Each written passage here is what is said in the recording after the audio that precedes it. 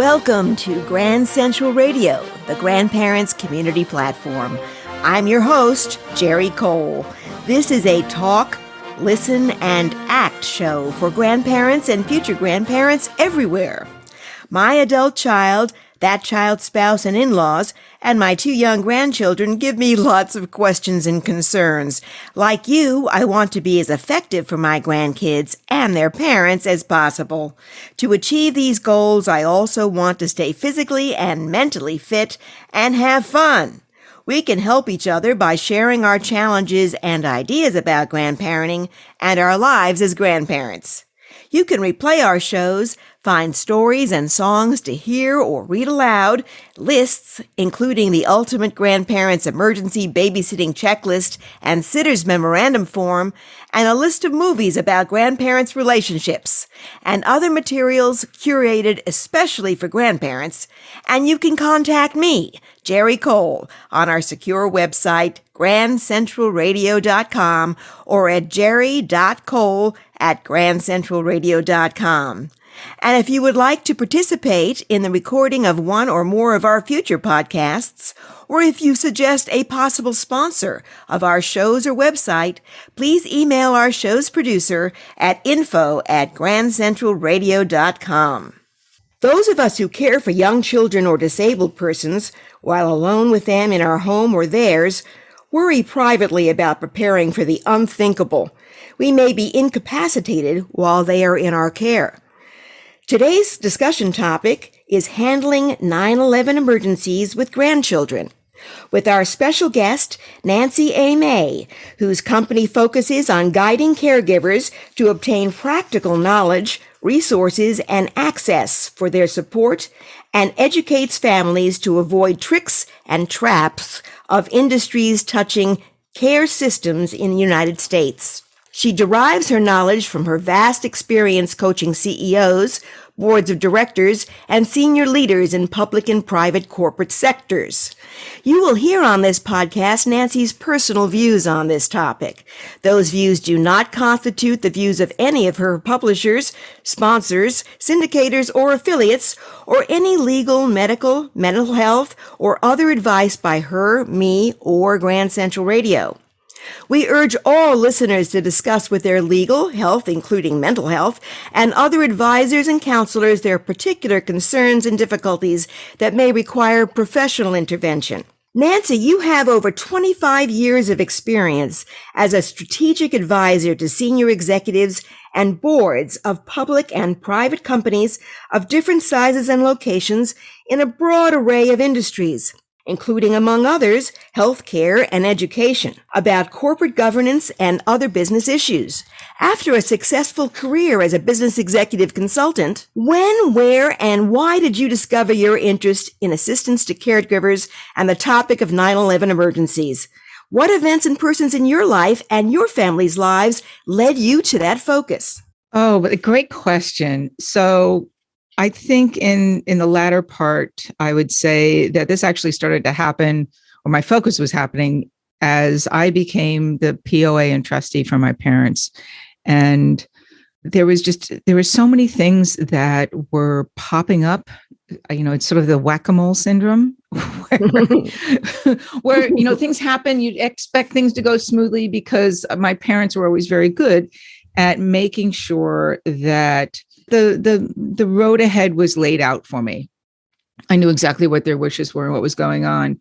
And that was helpful. But there were things that were unexpected that popped up. And, I go back even further and I joke and I say, I think my parents prepared me for this time of life since I was 5, when my mom and her sister used to lay on the floor in our living room. And I was the oldest of 3 children. I had a middle sister that passed away when she was 3.5 from childhood leukemia back then.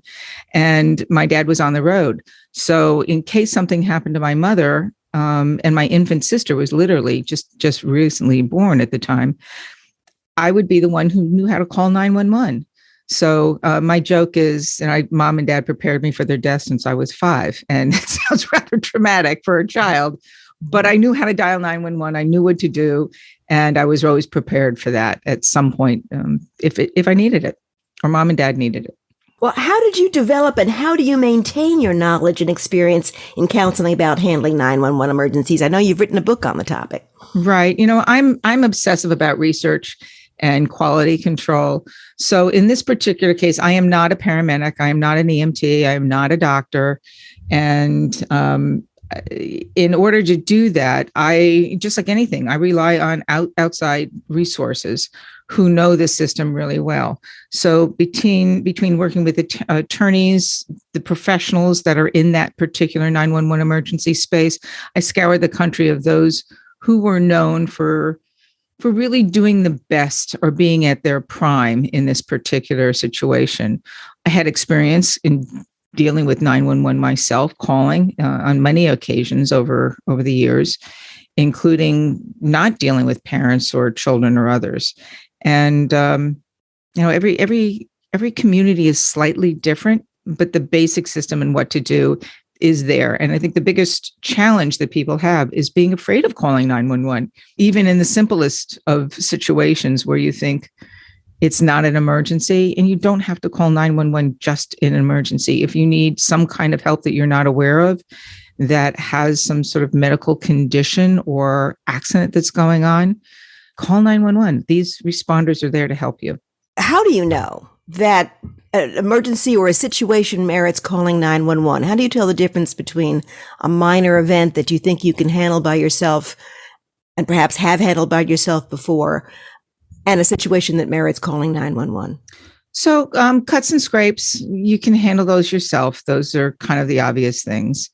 But if you can't stop bleeding, if somebody has fallen and you can't get them up, I just did a post recent in a group that I'm in, and I said, listen, and this is related to elderly parents versus just children, but if you're a grandparent, you might be dealing with a spouse who falls and trips and can't get up, and you may not be typically physically strong enough to pick them up. So do not hesitate calling 911 to say, I need help right-siding my husband because I'm not strong enough to do so. And you do not have to go to the hospital with a 911 call, although their goal, if they assess that it's a problem, will encourage you to go to the ER first. Before you actually go into a hospital setting, you mean? Correct. Right, exactly. Their goal is to make sure that you're safe and physically safe and not in danger of dying, really. Right. Well, what do you find in your experience have been the most common and the most critical concerns and problems of older persons in cases of emergency health or other kinds of emergencies, especially when they're caring for one or more very young children or disabled persons? I would say tripping and falling is the biggest thing, or one of the biggest things, especially if you have young kids and children in the house. Toys, tripping over things. Yes. It happens. Little kids don't know how to pick up after themselves and keep stuff out of your way. And it's not that it's intentional. They're having a good time and you're loving being with them. But an untied shoe, your own untied shoe, or child scoots out from under you and gets between your legs because they're playing hide and seek, and all of a sudden you go down. That's an issue. Well, I think some of our biggest concerns as caregivers to young people or to disabled people, people who can't necessarily dial 911 themselves, is how do we train others around us to handle an emergency if we're not able to do it? Oh, good question. I'll call it the olden days, because I'm not 23 anymore, or even 10. The old fashioned, plastic red telephones that most kids would be given. And I say red because I remember mine was a red telephone. You would dial on the rotary dial. We don't have rotary dial anymore. But if you need to train somebody on how to dial 911, use a toy phone for a child to explain to them how it works. If they're not comfortable, or you're not comfortable giving them the phone, and show them how to do it, or do a trial run. And I would even take them to your local EMT shop and show them what goes on, how does it work, have the EMTs talk to them. These are community outreach people who absolutely love talking and supporting, especially younger kids, on who they are, how they work, and how not to be afraid of them. Yes, I do remember when I was much younger, when I was about 11 years old, my mother had an emergency. And I think she talked about it until she was well beyond the stage of even remembering, but at most things. But she remembered that when I was about 11, she fell and she cut her leg. And we didn't have cell phones then. We had a wall phone, a rotary phone. And I called 911 and then I called my dad.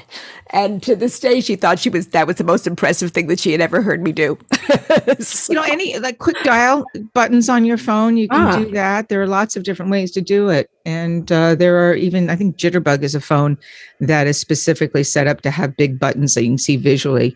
You can show that to a kid and a little child will be able to see the big buttons on a screen and be able to push the number if they needed to. You hear the stories all the time, right? Right. I mean, this is a suggestion that older people who don't necessarily have a jitter phone for themselves might consider getting one just to have it handy for emergencies, both for themselves and for their very young children who might have trouble with a regular cell phone? Yeah, in fact, there was a story about a young child that I just recently heard who had in our local network or community down here that hit the news where she had called 911 because her Barbie doll was missing. Was, not exactly the best thing to do, but kids make mistakes and usually the dispatchers are pretty good about it. Well, that's fabulous. How and where can we get more information about handling 911 emergencies while we're caring for young people or disabled persons? Well, I certainly have the book, if I'm allowed to say that. And yeah, sure. It's called How to Survive 911 Medical Emergencies, Step by Step Before, During, and After. It has a big red stripe across the front cover and it says 911, so you can't miss it. Mm-hmm. I cover there everything from just even preparing. So there was a really interesting story that I'll share. One of the people who reviewed the book and gave us some insights is an individual who actually trains EMTs and dispatchers. And when I went to deliver the final product to her to say thank you, she did not. I had problems finding her house. Bad thing. She didn't even have the numbers of her house on her mailbox or on the front door, the front building that she lived. And one of the things I say right in the beginning, to prepare for any emergency, the first thing you need to do is make sure that the numbers are clear and easy to identify for anybody passing by. Forget Amazon will know how to find you, but it's interesting, even in cities, if you walk by some of the major apartment buildings, you can't find the numbers on those buildings. Mm-hmm. You can't expect the emergency responders to drive by and automatically know because you're in their territory that that's your building. So in that particular case, go to the building super and say, this is a problem. How would you like to deal with this? So they'll usually respond very quickly. That's an excellent suggestion, Nancy, and many excellent suggestions. I would like now our other grandparent callers to please ask Nancy May your questions and share your ideas about handling 9/11 emergencies with grandchildren. First, Amy in Hawthorne, New Jersey. Amy, what are your thoughts? Yes. Hello, everyone. It's very interesting, especially when you think about the address, on the front door or wherever it is, on your home. We always are saying we're going to get one for outside because a few years ago we had it done on the curb and it has since worn away. I was about to say, it wears away, right? So you reminded me that, we have to get it because, it's always one of these things. We're going to pick it up next time we're at, whatever, Home Depot or wherever. And, we always forget. But now I'm going to make that a priority to get that because, it really is very important, as you said. And, it's something that you don't think of until something happens, So anyway, that was a great suggestion and reminder. But with my grandchildren, my grandson is 9 and my granddaughter is 8. And I had a discussion with them about calling 911. Their mother does as well, my daughter. But they had a sleepover the other night. So I had them all to myself yesterday, my husband and myself.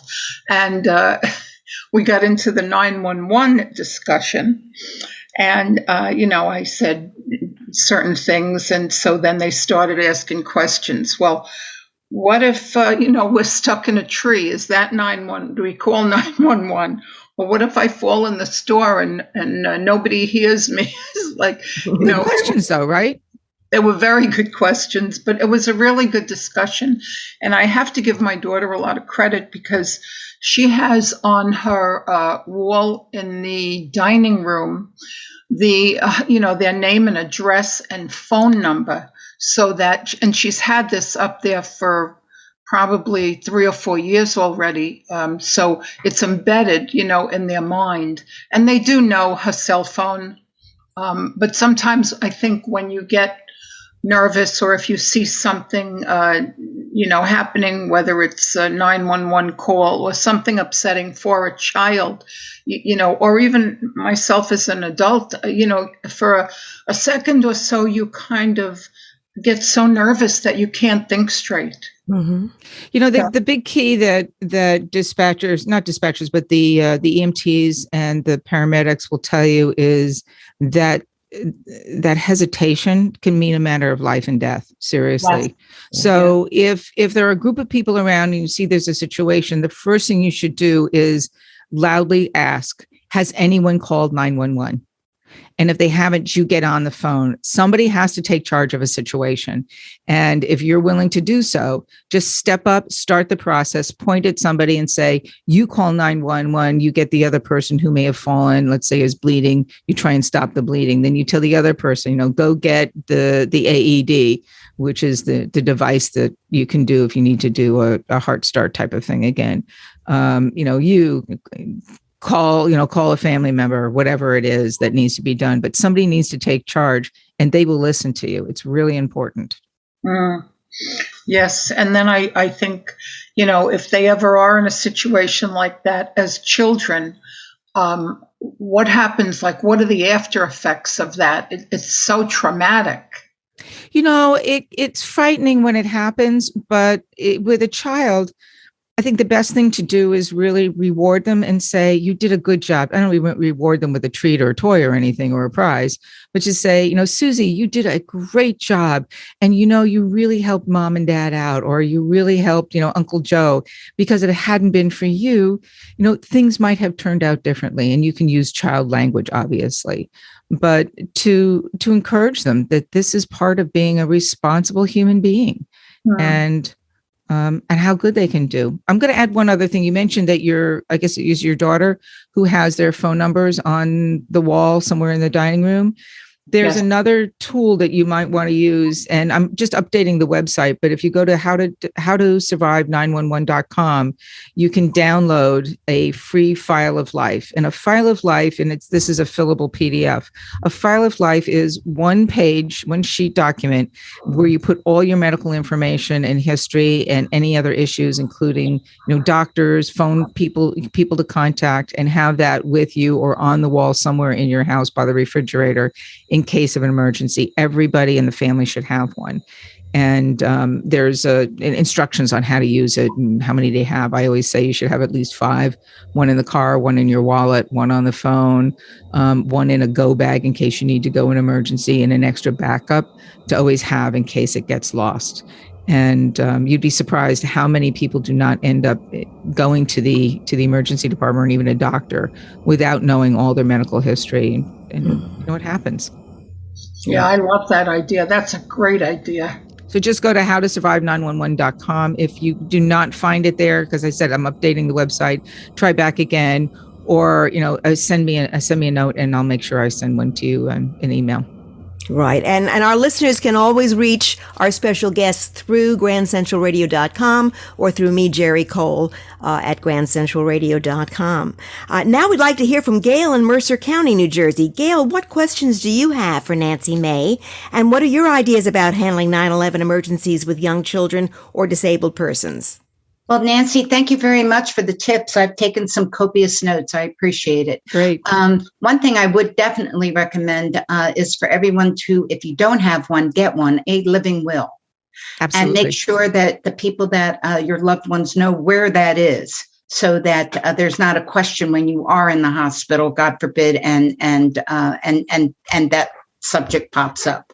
Second, I also think that what you've mentioned, Nancy, is critical, and that would be, as I call it, muscle memory. Teach people what to do, teach people how to use cell phones, and to call 911, and recognize you don't call 911 because you lost your Lego somewhere. That it's got to be an emergency to call 911. A couple of months ago, I accidentally called 911 because I couldn't get my phone back up and running. And I pressed 2 buttons and the 911 man came on. And I apologized, and I did it not once, not twice, but 3 times. I was waiting for someone to come and take my phone away from me. And finally, the 911 man said, okay, let's try A, B, and C. And he fixed my cell phone for me. I have to say, I have accidentally called 911 from our house. We moved from Connecticut down to Florida recently. And I did it once or twice. I think it was maybe more than twice by accident in situations looking to dial a regular phone number. And each time I'd hang up quickly. It's like, oh, darn, I didn't mean to do that. Maybe they won't notice. They know everything. And immediately I got a call back saying, are you okay? I said, yes, I apologize. It was an accident. It was a mistake. And they say, fine, that's okay. We just want to make sure you're fine. And people don't know what to do in emergency unless they practice when they were not upset. I've put together more disaster recovery manuals for lawyers and law firms, and I'm talking educated adults. And one time there was an earthquake in the Philadelphia area. I'm going back 2012, 2013, somewhere around there. And everybody was supposed to follow my disaster recovery plan and go to a specified place to make sure that we could count everyone was safe. No one followed it.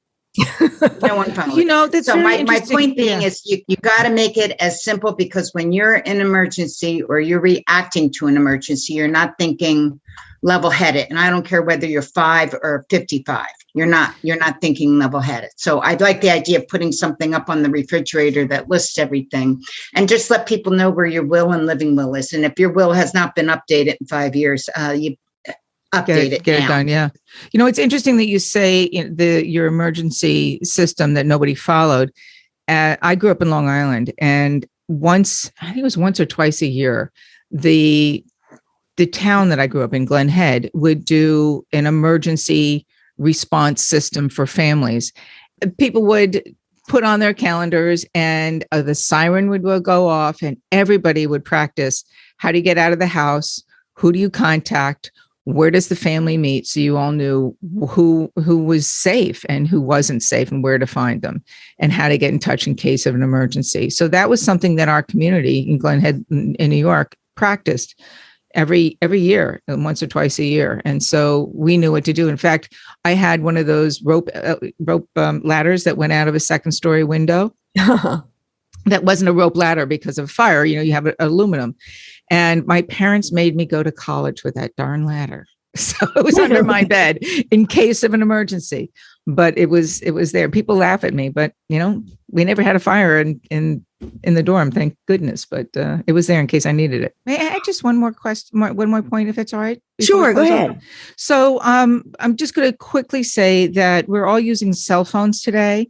The important thing is when you're traveling and not in your community, that the phone number will be recognized back in your community, not where you physically are. So when you do call 911 on a cell phone, the first thing you need to do is say, hello, this is my name, this is where I physically am, and this is the emergency. It's medical, it's fire, it's, safety, whatever it is.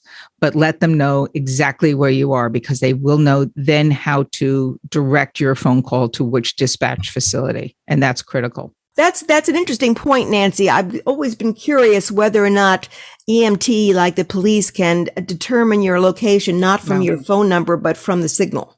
No. And there are ways to also call 911 when the 911 system is down, because it does happen. And you may not be able to get 911. There's a system called Text 911. And if your community is set up for that, it will go to a central dispatch location. If you just text in the message, text 911, and they will find you if you need the help. But it will take some time, but it's a way to do it. Well, that's very useful additional information, Nancy. Thank you for sharing that with us. Takeaways from our discussion today are: display your address outside your home in easily visible type, size, color, and style so that EMTs and other emergency responders can find it readily. Call 911 whenever you cannot reasonably help yourself or find someone else to help you immediately for any dangerous situation. It doesn't have to be a situation that you traditionally thought of as an emergency. For example, if you can't stop bleeding, or if you can't turn yourself or someone else over, or if you can't get yourself or someone else off the floor. If you are in a group, designate someone else to call 911 immediately in a dangerous event. Not all 911 calls result in a hospital visit. EMTs can handle many problems in your home. Train children as young as 5, younger if able, to dial 911 and the other phone numbers you post prominently around your home. Phone numbers of their parents, neighbors, or others who can help. Practice with them often and congratulate them for their success in helping. Check whether your community has Text 911. Set up your phone with Quick Dial or get a jitter phone. Go to Nancy May's howtosurvive911.com and print out, complete, and keep in 5 places the file of life record of medical doctors and phone numbers for you and your loved ones. And read her book, How to Survive 911 Medical Emergencies, Step by Step, Before, During, After. Thank you to our special guest, Nancy A. May, and all of our grandparent callers and listeners. Watch for our announcements of our next Grand Central Radio show. Our podcasts are posted to iTunes, iHeart, TuneIn, Google Podcasts, Spotify, Stitcher, Blueberry, YouTube, and our secure website, grandcentralradio.com. Until then, please contact me, Geri Cole, on our secure website, grandcentralradio.com, or contact our show's producer at info@grandcentralradio.com. If you have any questions or suggestions for us or any of our special guests, if you would like to participate in the recording of one or more of our future podcast episodes, or if you suggest a possible sponsor of our shows or website, stay well, safe, and secure, and happy grandparenting!